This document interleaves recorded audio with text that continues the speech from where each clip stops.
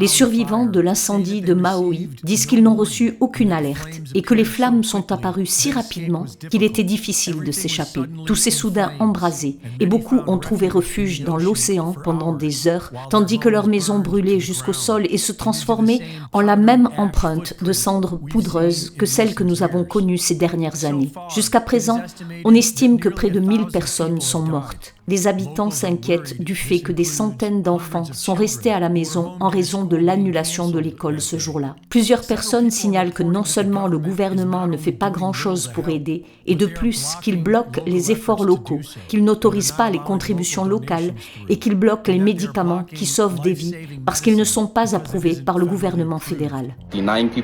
Il refuse aux populations l'accès à l'approvisionnement pour que les gens puissent survivre.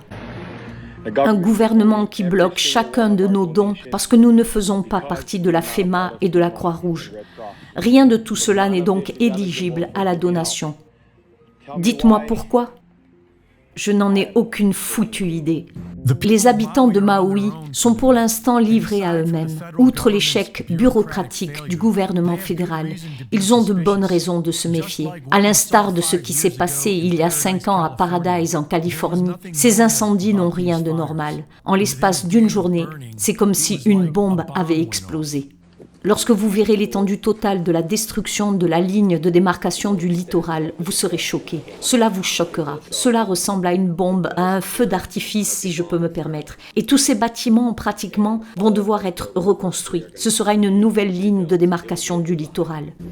Des habitants de la région ont signalé des éclairs lumineux, dont l'un a été filmé par une caméra de sécurité domestique et semble avoir été le point de départ de l'incendie d'Olinda. De nombreuses personnes affirment qu'il s'agit d'armes à énergie dirigée. Nous savons que la plupart des grands gouvernements en possèdent déjà.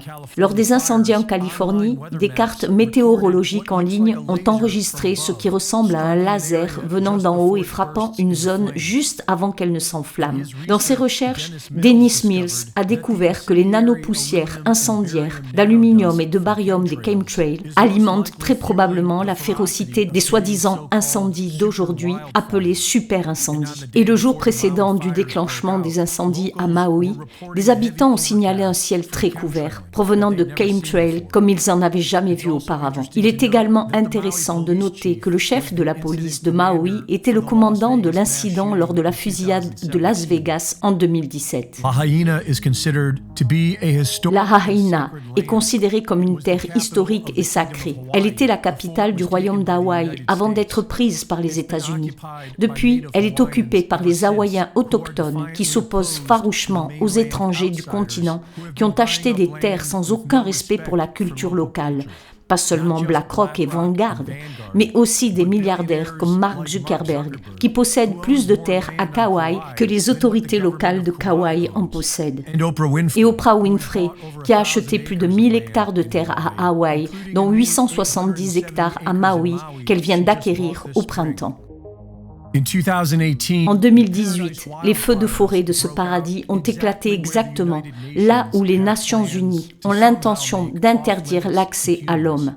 La même année, un rapport sur la prévention des incendies de forêt a été publié et porté exactement sur les mêmes zones de Maui où les incendies viennent d'éclater. Le centre-ville historique a été démoli et toutes les maisons ont disparu. Mais les grandes surfaces commerciales sont toujours là. Le gouverneur d'Hawaï, Josh Green, a fait passer le programme de réinitialisation du Forum économique mondial avant les intérêts hawaïens. Quelques semaines avant l'incendie, il a dévoilé une proclamation d'urgence sur le logement qui élimine la traditionnelle commission d'utilisation des terres, laissant au gouvernement une plus grande marge de manœuvre pour construire comme bon lui semble. Par exemple, en construisant des smart cities de 15 minutes gérées par l'intelligence artificielle, tout comme il prévoit de le faire à Hawaï depuis des années. À un moment donné, je ferai un don important lorsque la fumée et les cendres se seront déposées ici et que nous aurons déterminé à quoi ressemblera la reconstruction.